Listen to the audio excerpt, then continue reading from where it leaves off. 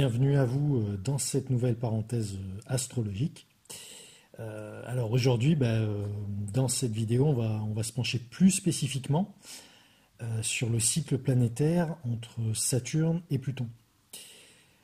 En fait, suite à l'analyse astrologique que j'avais pu faire sur la période de 2023-2034, j'ai eu des retours de certains auditeurs qui avaient des questions, des interrogations sur en fait le peu d'éléments que j'avais pu partager sur ce cycle Saturne-Pluton.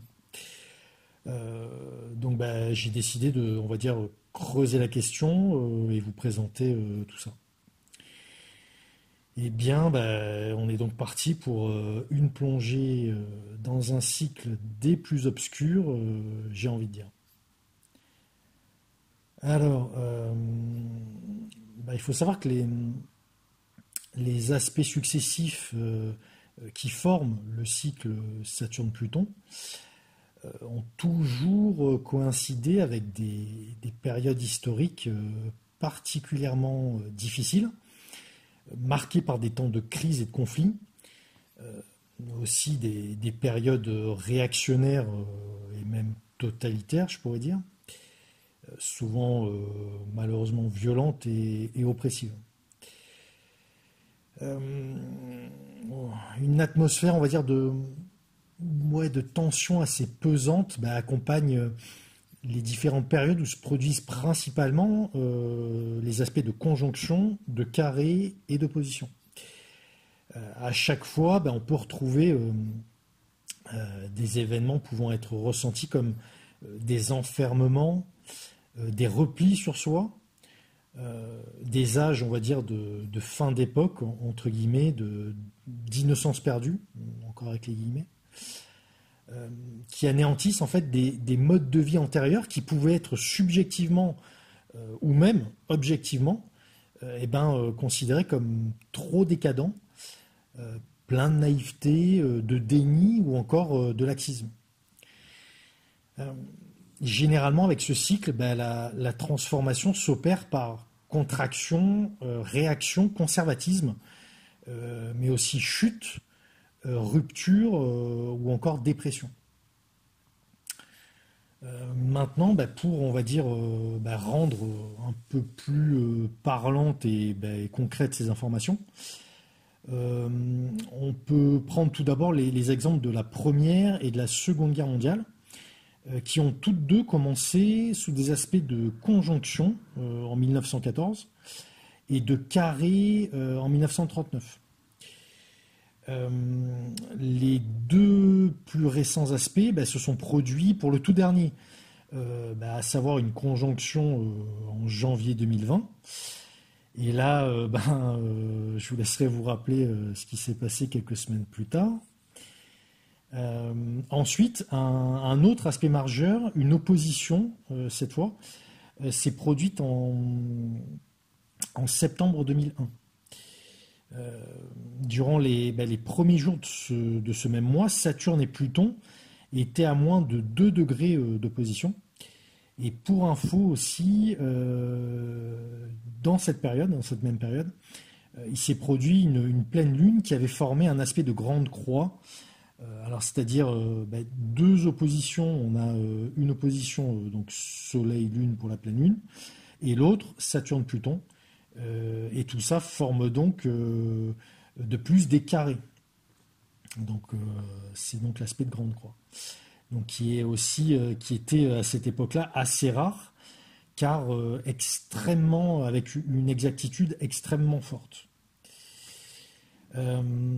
Alors c'est quelques événements, mais il y en aurait encore bien d'autres à citer si on remontait encore le temps, correspondent pleinement à la synthèse, j'ai envie de dire, des principes archétypaux astrologiques portés par ces planètes. À savoir des événements marquants, lourds de conséquences et assez durables, mais aussi les notions de violence et de mort à grande échelle, la fin irréversible d'un mode d'existence bien établi, une intensification des divisions du collectif, de l'antagonisme et de l'hostilité, et aussi le déploiement de forces de destruction massive, qui sont à la fois, on va dire, disciplinées et soigneusement organisées. Et pour finir cette énumération, il y a également un sentiment largement répandu de peur, d'affliction ou de deuil sous l'impact de forces sombres et implacables. Plus généralement, ce cycle Saturne-Pluton va nous parler de prédétermination, voire de karma pour celles et ceux à qui ça parle, et aussi de contraintes par des forces supérieures de diverses natures, mais qui nous dépassent. Alors, ces forces peuvent être politiques, militaires, sociales, économiques, judiciaires, biologiques, génétiques même, donc qui sont bien trop puissantes et dominantes pour pouvoir être contrôlées, évitées ou même ignorées. Les périodes d'interaction entre Saturne et Pluton vont également pouvoir mettre en avant, j'ai envie de dire, des manifestations de forte détermination collective, mais aussi de courage et surtout de sacrifice. La notion d'effort intense, silencieux et répété face à une difficulté, à un danger aussi, ou même face de manière plus extrême à la mort, est une des signatures, j'ai envie de dire, de ce cycle. Alors, il faudra se rappeler qu'en astrologie traditionnelle, Saturne a toujours été associé aux structures, aux limites de la réalité matérielle et de l'existence mortelle, aussi à la notion de contraction, de contrainte, de privation, de négation aussi, de rupture, de conflit, de gravité, de nécessité et de finalité, de conclusion.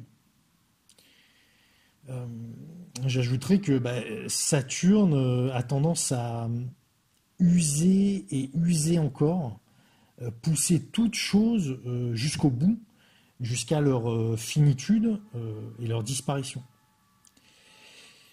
C'est pour ça que cette planète astrologique est toujours liée au réel et au temps, et donc va régir les notions de vieillissement et de maturité, de mort et de deuil, de travail et de tous les types de devoirs qu'on peut imaginer, d'autorité aussi, de souffrance et d'épreuve, du poids du passé, de statu quo, de situation de statu quo,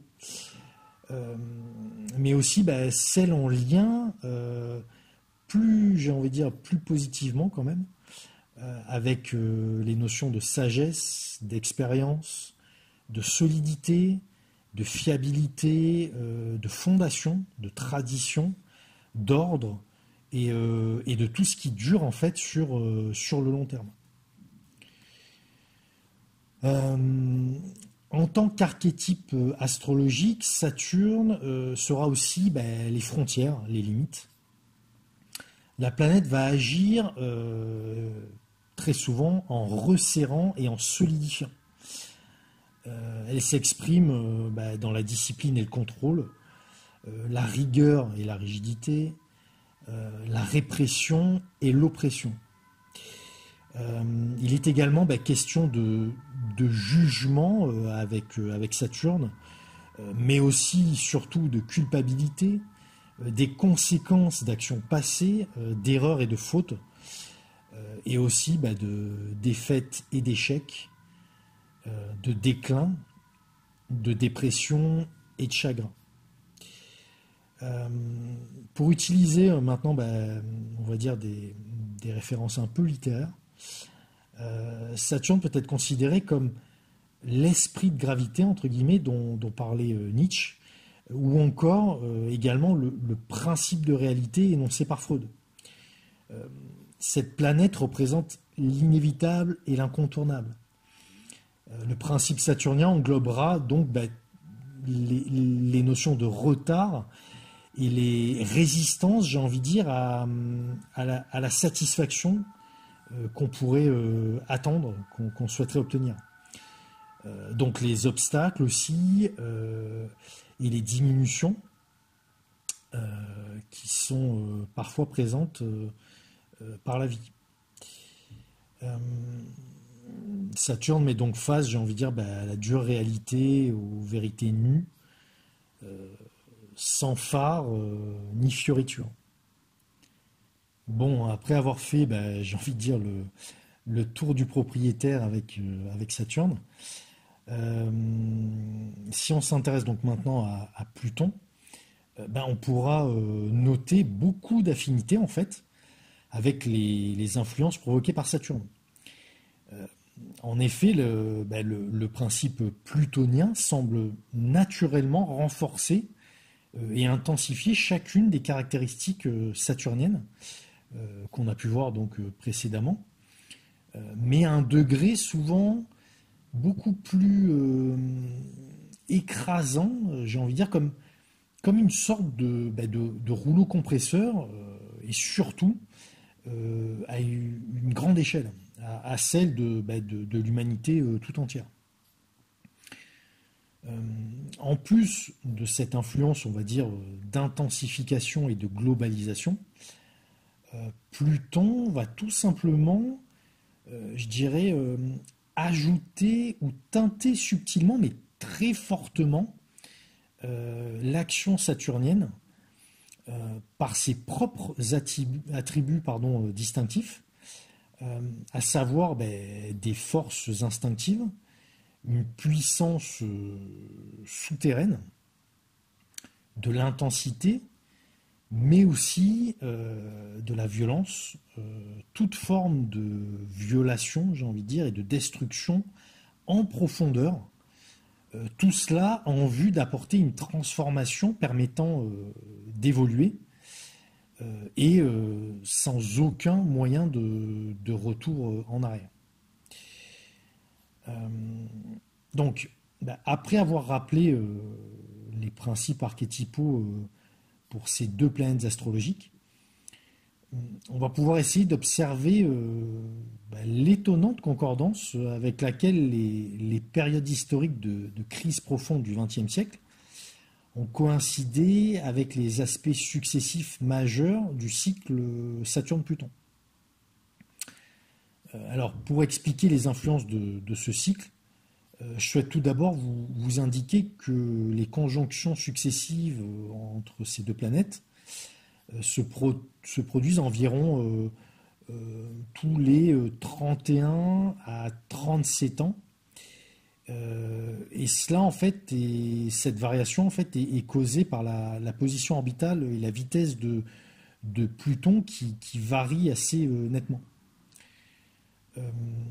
Dans la séquence intégrale du cycle Saturne-Pluton, on peut à chaque fois observer comment ces conjonctions coïncident avec des événements déterminants et des décisions qui établissent, on va dire, des bases durables sur lesquelles tout le reste du cycle va se dérouler, se développer, et cela durant plusieurs décennies.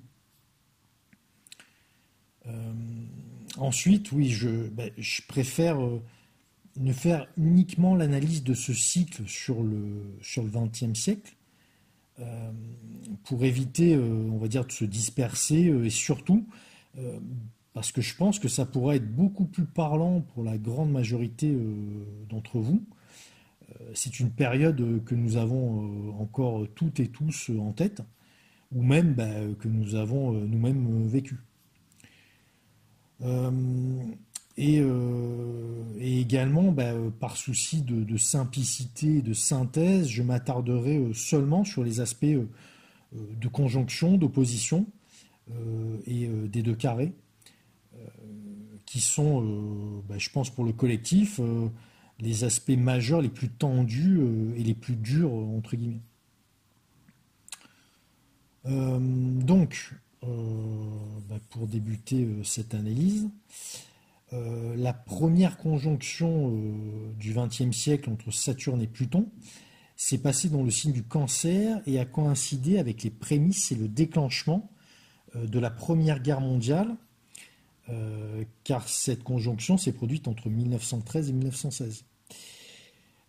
On pourra noter qu'un alignement exact au cours des mois d'août, septembre et octobre 1914, c'était en fait lorsque la plupart des nations d'Europe se sont rapidement déclaré la guerre et ont mobilisé leurs immenses armées pour participer à ce tout premier conflit mondial. Pour rappel, c'est le 28 juin 1914 à Sarajevo qu'un jeune nationaliste serbe originaire de Bosnie, Gavrilo Principe, a assassiné le couple héritier du trône austro-hongrois, à savoir le prince François-Ferdinand d'Autriche et son épouse, la duchesse de Hohenberg. La guerre a donc débuté officiellement le 28 juillet 1914, donc quelques jours avant l'une des conjonctions exactes entre Saturne et Pluton. Ensuite, donc on va avancer un peu dans le temps pour se retrouver au moment du premier carré qui s'est produit entre 1921 et 1923. Alors, cette époque coïncide tout simplement avec l'émergence du fascisme et du totalitarisme en Europe, principalement marqué par l'arrivée au pouvoir de Mussolini en Italie et la prise de pouvoir par Staline du Parti communiste en Union soviétique. Et c'est également le tout début de l'émergence et de la lente, j'ai envie de dire, ascension d'Hitler en Allemagne, qui a mené au putsch de la brasserie, ou aussi appelé le putsch de Munich. Si on voyage encore un peu plus en avant dans le temps, on en arrive à l'aspect d'opposition qui s'est produit au tout début des années 30, entre 1930 et 1933.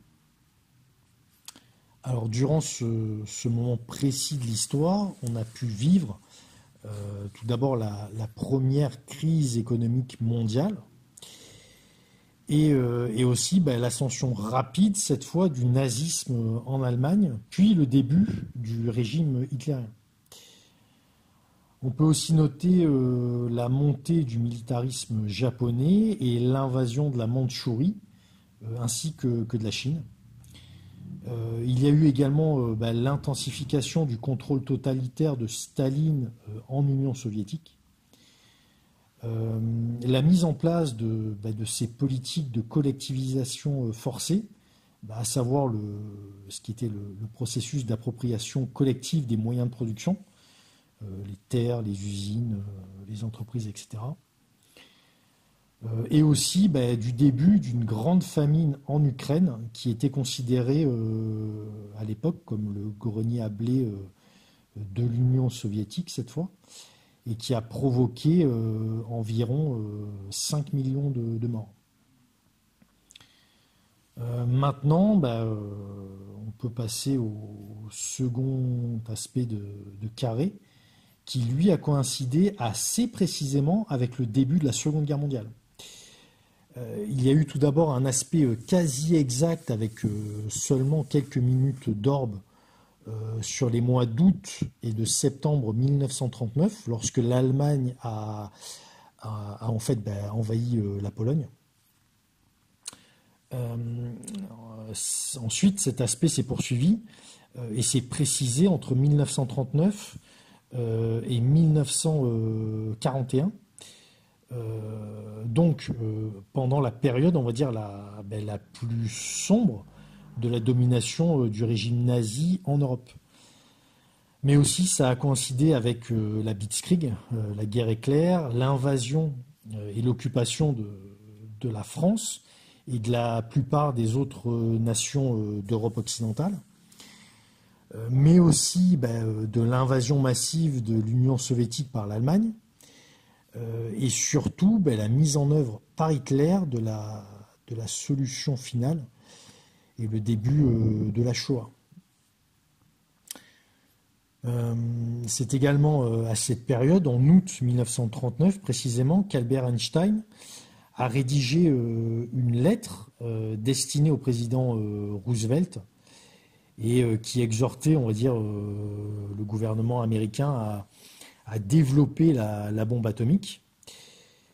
Je fais une petite parenthèse. Pour info, il considérera plus tard que cette lettre aura été la plus grande erreur de sa vie. Fin de la parenthèse. Donc c'est donc dans les mois qui ont suivi l'envoi de cette lettre et cet aspect de carré que le projet Manhattan, le nom du projet s'appelait comme ça, le projet Manhattan, a débuté. On est donc arrivé ici à l'achèvement du premier cycle pour le XXe siècle entre Saturne et Pluton. En ce qui concerne le cycle suivant entre ces deux planètes, qui a démarré donc à partir de 1946-1948, dans le signe du Lion cette fois, ce cycle a vu se produire tout d'abord ce qu'on a appelé la guerre froide, avec la mise en place du rideau de fer et de la domination de l'Europe de l'Est par l'Union soviétique. D'ailleurs, c'est intéressant de voir que les deux termes, à savoir rideau de fer et guerre froide, sont apparus pour la première fois à cette époque. Et on pourra donc noter au passage que ces deux expressions sont composées par des mots relevant du champ lexical et de la symbolique de ces deux planètes astrologiques. À savoir la frontière rigide et impénétrable, séparant des ennemis puissants, un pouvoir inflexible et blindé en quelque sorte par des structures solides et permanentes, un climat géopolitique glacial entre deux pôles, ou encore une certaine atmosphère d'obscurité et de gravité. En plus de cette nouvelle toile de fond mondiale, la période de cette conjonction a apporté une vague d'événements très évocateurs de cette interaction entre Saturne et Pluton. On peut citer le début de la course aux armements nucléaires des grandes puissances, le début des essais des bombes atomiques américaines dans le Pacifique Sud, l'essor de l'espionnage lié donc à la guerre froide que se livraient les USA et l'Union soviétique, la succession de prises de contrôle communistes et l'établissement de gouvernements totalitaires, par exemple en Albanie, en Yougoslavie, en Bulgarie, en Hongrie, en Roumanie ainsi qu'en Tchécoslovaquie. La crise du blocus de Berlin avec l'Union soviétique et les alliés occidentaux, l'ascension rapide du communisme en Chine sous Mao, mais aussi la prise de contrôle de la Corée du Nord par un régime communiste. On notera aussi la fondation de l'OTAN, la création de la CIA et la montée du ressentiment d'anticommunisme aux États-Unis. C'est également lors de cette conjonction en 1948 que l'apartheid est institué en Afrique du Sud avec la prise de pouvoir du parti Afrikaner National Party. Le premier aspect de quadrature pour ce nouveau cycle s'est passé entre 1955 et 1957. Il a coïncidé avec la réoccupation de la Hongrie par l'Union soviétique, l'écrasement de la dissidence en Pologne et l'intensification des menaces contre l'Occident par Khrouchtchev. Là, je fais une petite parenthèse historique, se rappeler ici sa célèbre phrase, j'ouvre les guillemets, l'histoire est de notre côté, nous vous enterrons, fermez les guillemets. Phrase qu'il a adressée en fait à de nombreux ambassadeurs occidentaux au moment d'une réception à l'ambassade de Pologne à Moscou, et c'était le 18 novembre 1956. Donc en plein durant l'aspect de Quadrature. Ensuite, on passe à l'aspect d'opposition, qui était actif de 1964 à 1967, et qui a vu très précisément le déclenchement de la guerre américaine au Vietnam et son escalade assez rapide. Ensuite, pour terminer ce cycle, le second aspect de Carré, de 1973 à 1975, a quant à lui conclu ce même conflit au Vietnam et a signé en fait la défaite de l'armée états-unienne et aussi la prise de contrôle par des régimes communistes du Sud-Vietnam, du Laos et aussi du Cambodge. On enchaîne maintenant avec un nouveau cycle, toujours au sein du XXe siècle donc, qui s'est entamé cette fois dans le signe de la Balance. C'est là où Saturne et Pluton se sont rejoints au début des années 80. Ça a donc, on va dire, vraiment commencé à partir de la fin 81 pour durer quasiment toute l'année 83.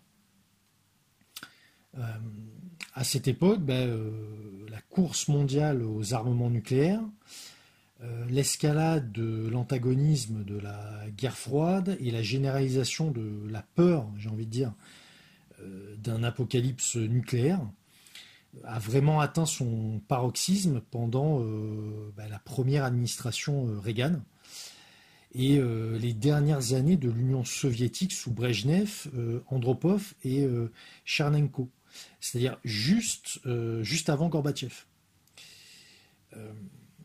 Au cours de la période de cette conjonction, il faut se rappeler que la situation mondiale a été marquée par un repli, on va dire, défensif généralisé des grandes nations, mais aussi l'établissement de frontières plus rigides, une séparation quasi hostile, une diabolisation mutuelle aussi, par exemple, quand Reagan qualifiait l'Union soviétique d'empire du mal et de foyer du mal dans le monde moderne et vice-versa. Donc on a eu des renforcements aussi militaires sur de nombreux points stratégiques du globe et également l'émergence de mouvements terroristes soutenus par certaines nations dans de nombreuses régions du monde, alors notamment en Amérique centrale et Amérique du Sud, au Moyen-Orient et en Afghanistan. Par exemple, c'est dans ces années-là qu'on a vu se produire les actions des escadrons de la mort au Salvador et au Guatemala, l'intensification de l'apartheid en Afrique du Sud, l'ascension d'extrémistes islamistes en Asie centrale, et aussi les prémices des actions militaires de l'Occident en Irak contre le régime de Saddam Hussein. Il est à noter que ce cycle est également étroitement lié à la série de crises au Moyen-Orient et des guerres arabo-israéliennes qui a commencé avec la période de guerre et terrorisme entre 1946 et 1948, avec la fondation de l'État d'Israël en Palestine, au moment de la conjonction Saturne-Pluton, donc au début de ce même cycle. À partir de ce moment, le rythme des conflits au Moyen-Orient semble vraiment avoir été en lien direct avec tous les aspects majeurs du cycle Saturne-Pluton. Je peux vous citer par exemple la guerre de Suez en 1956 lors de l'aspect de Carré, la guerre des 6 jours en 1967 pour l'opposition, la guerre du Yom Kippour en 1973 avec le second carré, et l'invasion du Liban en 82 lors de la conjonction et donc de la conclusion du cycle. Ce dernier aspect de conjonction là, de 1980 à 1983 a également coïncidé avec le massacre massif et soutenu de la guerre Iran-Irak, aussi la guerre des Malouines entre la Grande-Bretagne et l'Argentine, et la guerre soviétique en Afghanistan qui a conduit à l'émergence lente, mais sûre, j'ai envie de dire, de différents mouvements djihadistes. La séquence entière de ces guerres moyen-orientales a donc bien suivi très étroitement les interactions entre Saturne et Pluton. Ce schéma s'est ensuite poursuivi de la même manière lors de la dernière opposition Saturne-Pluton, à la fois avec la deuxième guerre en Irak en 2003, et aussi avec le regain de violence dans le conflit israélo-palestinien, avec la seconde intifada entre septembre 2020 et tout début 2005. Dans le même temps, et sur un modèle un peu analogue, on peut aussi voir le lien du cycle Saturne-Pluton avec des événements difficiles survenus en Inde et au Pakistan. Il y a eu par exemple l'indépendance et la partition de l'Inde en 1947-48 et les destructions importantes qui se sont produites à cette époque, qui ont entraîné l'exode et la mort de millions de musulmans et d'hindous, mais aussi d'autres faits marquants comme par exemple l'assassinat de Gandhi par un extrémiste hindou. Et jusqu'au début en fait, du XXIe siècle, les corrélations entre Saturne et Pluton ont continué de se produire et ont à chaque fois coïncidé, par exemple, avec la crise du Cachemire, l'impasse nucléaire et les actes répétés de violence de masse entre hindous et musulmans. Ça, c'était dans la période 2000-2004. Donc, pour, on va dire, résumer ces différents cycles, on peut donc s'apercevoir que le premier cycle Saturne-Pluton du XXe siècle était étroitement lié aux conflits mondiaux déclarés,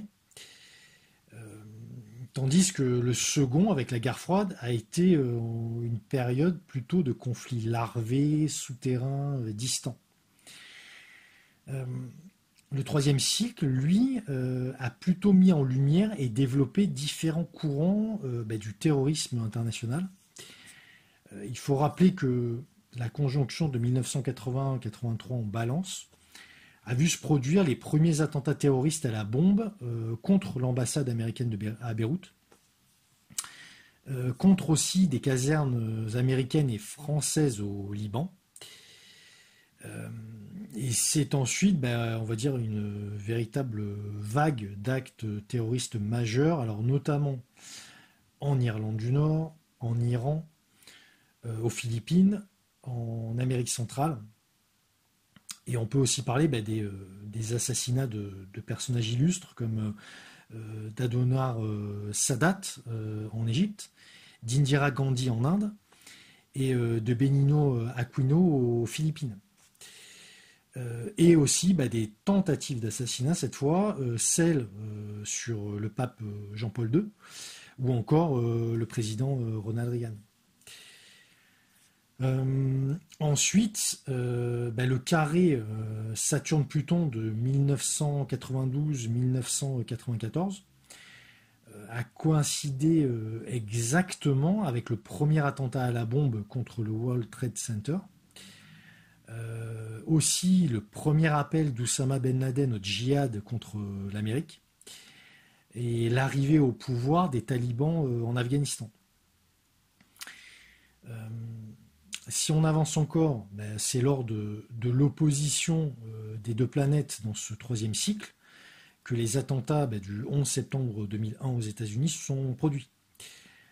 Euh, L'aspect exact de cette opposition est intervenu pour la première fois en août 2001 et on observera ben, que son dernier passage en mars 2003 peut être mis, on va dire, en parallèle avec l'invasion de l'Irak par les Américains. S'en est suivi pardon, bah, une longue période de violence, d'abus, de torture de prisonniers, mais aussi de l'autre côté d'horribles attentats suicides perpétrés par des groupes de résistance islamistes. Euh, Toutes ces influences générées lors de cette phase du cycle a pu possiblement englober également les attentats terroristes à la bombe de Madrid et le scandale révélé des abus liés aux prisonniers d'Abu Ghraib. Maintenant, je vais faire une petite parenthèse dans cette analyse du cycle Saturne-Pluton pour le XXe siècle, pour juste indiquer qu'historiquement, des événements déterminants de ce type ont eu lieu de manière, on va dire, constante, j'ai envie de dire, au cours des siècles précédents. Pour exemple, un peu plus lointain, la conjonction qu'on a pu observer, conjonction Saturne-Pluton qui s'est produite en 1618, a vu au même moment le tout début de la guerre de 30 ans qui s'est rapidement propagée dans toute l'Europe. Tout le continent a été ravagé par un état de guerre, j'ai envie de dire presque continu, et d'une brutalité sans précédent pendant 30 ans, jusqu'en 1648, date qui va coïncider précisément avec la nouvelle conjonction Saturne-Pluton. C'est donc on va dire un effet récurrent d'un cycle complet entre ces deux planètes astrologiques. Pour vous apporter encore de nouvelles observations du lien entre le cycle Saturne-Pluton et ce même type d'événement, je peux vous citer la première conjonction s'étant produite au XIIIe siècle, dans les années 1210-1213, qui a généré des guerres et des violences de masse dans une grande partie de l'Europe, et qui était en fait liées principalement aux décisions du Saint-Empire romain et du pape Innocent III, afin de tout simplement anéantir toutes les personnes considérées comme hérétiques, infidèles ou encore des ennemis politiques de l'Église. Durant la même période temporelle, les Cathares situés dans le sud de la France ont été persécutés et condamnés au bûcher dans le cadre de la croisade des Albigeois. On notera aussi en 1212 le fait assez intrigant de la croisade des enfants partis pour la Terre Sainte. Et le résultat a été la perte d'environ 50 000 enfants, dont beaucoup en fait ont été élevés par des marchands d'esclaves. Toujours dans la même période, en Asie, au cours de cette même conjonction, le conquérant mongol Gengis Khan a commencé son invasion massive de la Chine. Si maintenant on délaisse un peu, j'ai envie de dire, le domaine des conflits, des guerres ou du terrorisme, on pourra observer un des autres effets produits lors des interactions entre Saturne et Pluton. En effet, lors de la conjonction de 1350, c'était en fait le moment de la forte propagation de la peste noire. qui a réellement dévasté l'Europe. Pour les chiffres, il y a eu entre 30 à 50% de la population européenne, c'est-à-dire environ 25 millions de victimes. Cette épidémie a aussi déclenché des changements culturels et économiques qui ont totalement transformé la vie européenne à la toute fin de la période médiévale. Apparemment, il y a un consensus scientifique pour dire que la peste noire ou peste bubonique a commencé en Chine et c'était en 1333. Et à cette époque-là, qu'est-ce qu'on avait? On avait une opposition Saturne-Pluton qui a donc cette épidémie a atteint ensuite son point culminant en Europe durant la période 1346-1353. Ici, on peut faire deux parallèles avec, on va dire, notre histoire récente, et même celle que nous vivons encore.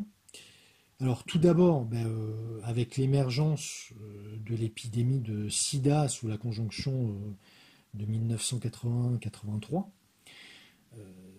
cette épidémie ayant atteint un pic avec des proportions pandémiques dans le monde entier, en particulier en Afrique, lors de l'opposition Saturne-Pluton de 2000-2004. Ensuite, et récemment, et c'est toujours même, j'ai envie de dire, toujours d'actualité au moment où j'enregistre cette vidéo, l'épidémie de Covid-19 s'est révélée au moment du démarrage du tout dernier cycle, celui dans lequel nous sommes encore, à savoir au moment de la conjonction du 12 janvier 2020 dans le signe du Capricorne. Voilà, et maintenant, on va dire en guise de conclusion de cette vidéo, et aussi pour anticiper la question que vous pourrez vous poser par rapport à ce tout nouveau cycle donc, qui a débuté en janvier 2020, alors à quoi s'attendre? Je vais tenter de me lancer dans une toute petite analyse prédictive. Alors, comme on a pu le voir au cours de l'histoire et lors de chaque conjonction, donc synonyme de nouveau cycle entre Saturne et Pluton, il y a toujours un événement plus ou moins majeur qui se produit. Et en fait, l'ensemble du cycle, après cette conjonction, ne fait que, j'ai envie de dire, creuser, complexifier, transformer ou encore amplifier le phénomène initial résultant de la conjonction. Donc pour nous, en ce début de 21e siècle, je pense vraiment, et malheureusement d'ailleurs, que ce qui sera en jeu pour l'humanité tout entière, ça va être des questions d'ordre sanitaire et épidémique. La prochaine étape, en ce qui nous concerne, ça va être le carré qui sera effectif entre 2028 et 2029. Alors, je ne peux pas vraiment vous dire avec exactitude ce qui va se passer, je ne suis pas du tout voyant. Mais on peut penser, alors soit à une résurgence de l'épidémie qu'on a déjà connue, cela d'une manière ou d'une autre avec des histoires de variants ou je ne sais pas quoi, ou bien l'apparition d'un nouveau virus, ou encore, sans imaginer cela, simplement des conséquences, on va dire, à retardement qui sont liées à tout ce qui se sera passé sur la période 2020-2021 environ. Après, pour rien vous cacher, j'ai quand même, on va dire, un petit penchant pour une des alternatives possibles, à savoir celle d'une nouvelle épidémie, sans lien forcément avec la précédente. Je pense ça, car si on met en parallèle le cycle Saturne-Pluton que l'on vit donc depuis 2020 et un autre cycle, celui du XIVe siècle, j'y vois une vraie similitude. En effet, comme je l'ai indiqué plus tôt, l'épidémie de peste noire s'est déroulée au moment d'une conjonction Saturne-Pluton. Mais, je dis bien mais, ce qui est le plus, comment dire, ce qu'il y a de plus judicieux à noter, je pense, euh, c'est qu'au moment des toutes premières apparitions en Europe de cette maladie, donc à savoir officiellement en tout cas à partir de 1346, Saturne venait tout juste de terminer son transit en Verseau et était entré dans le signe des Poissons. Euh, il faut savoir qu'une des nombreuses symboliques de Saturne dans le signe des Poissons, c'est tout simplement la propagation de maladies ou d'infections à un niveau collectif au sein de masses. Alors, coïncidence ou pas, mais dans le ciel, c'est ce que nous vivons actuellement nous aussi, car Saturne va commencer sa traversée du signe des Poissons à partir du 7 mars 2023. Voilà. Bon, après, pour relativiser, il faut savoir qu'il n'y a pas qu'une seule interprétation d'un transit de Saturne dans le signe des Poissons. Sans être exhaustif, ça peut également faire référence à des réformes ou de nouveaux mouvements religieux, l'apparition de nouvelles idéologies politiques, tiens, j'ai envie de dire, comme ça a été le cas très concrètement pour le communisme en 1848, qui était en fait la date de la publication du fameux manifeste du Parti communiste, ou encore pour le socialisme en 1818, année on va dire symbolique assez marquante, car c'est l'année de naissance de celui qui sera considéré comme le véritable théoricien du socialisme, à savoir Karl Marx. Ça peut, ce Saturne en Poisson, ça peut aussi nous parler plus globalement de comportements destructeurs motivés par un sentiment de peur, mais aussi à une forte augmentation de la consommation d'alcool, de drogue et de psychotropes, ou bien, inversement, d'une interdiction totale de leur consommation. Et dans des domaines encore bien différents, Saturne en Poisson peut indiquer des évolutions musicales, cinématographiques, de l'écriture poétique aussi, de l'image en général, mais également de nouvelles structures maritimes ou encore une évolution des formes de navigation. Donc il y a un éventail très large et je n'ai pas encore tout cité. J'ajouterai après de plus, par rapport à ce que l'on vit là, la conjonction Saturne-Pluton 2020, plus l'entrée de Saturne en Poisson, j'ajouterai que si l'on compare notre situation astrologique actuelle à celle du XIVe siècle, il n'y a pas vraiment d'autres transits ou d'aspects majeurs formés par des planètes lentes qui pourraient justifier que la foudre tombe par deux fois au même endroit. Et je me dis aussi qu'en astrologie, il vaut mieux se garder de tout généraliser, car simplement cette discipline est tellement complexe, tellement subtile aussi, qu'on a beaucoup de chances de se tromper. Voilà. Bon, j'espère qu'avec tout ça, tout d'abord, vous ne déprimerez pas. Et qu'ensuite, ça vous donnera peut-être l'envie de creuser encore et encore toutes ces questions et d'autres aussi. Bon, je m'arrête ici et je vous remercie donc pour votre écoute. Si vous êtes toujours là, je vous remercie également pour tous les messages, les likes, les abonnements et au fait, c'est un grand merci pour les 1000 abonnés que la chaîne a dépassé. Donc un très très très très très très très très grand merci à vous toutes et à vous tous. Et ben, je vous dis donc à très vite pour de nouvelles vidéos sur la chaîne. Merci, au revoir.